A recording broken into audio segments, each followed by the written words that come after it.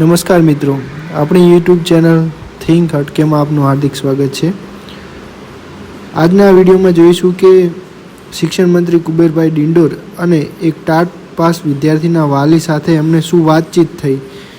કારણ કે 1/9/2024 એવો ભરતીનો કેલેન્ડર જે આપવામાં આવ્યો એમાં ટાટની ભરતી કરવામાં આવશે એવું કહેવામાં આવ્યું હતું, પણ 1 તારીખે ભરતી થઈ નથી.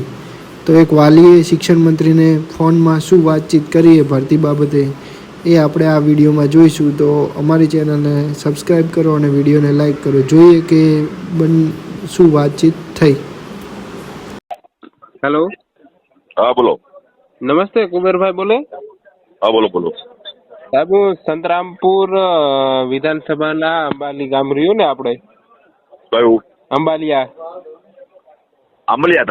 હા હા હા ત્યાંથી બોલું છું. હવે સાહેબ અમલિયાત મોરવાડમાં પડે. મોરવાડ વિધાનસભા લાગે છે. અંબાલિયા આપણે અંબેલા હા કોઠીથી આગળ. બોલો બોલો. અંબાની આગળ આંબલિયા છે. બોલો. સાહેબ વાત એમ છે કે મારી છોકરી હે ને. હેલો. હા બોલો સાંભળો. બોલો તમે જલ્દી બોલો.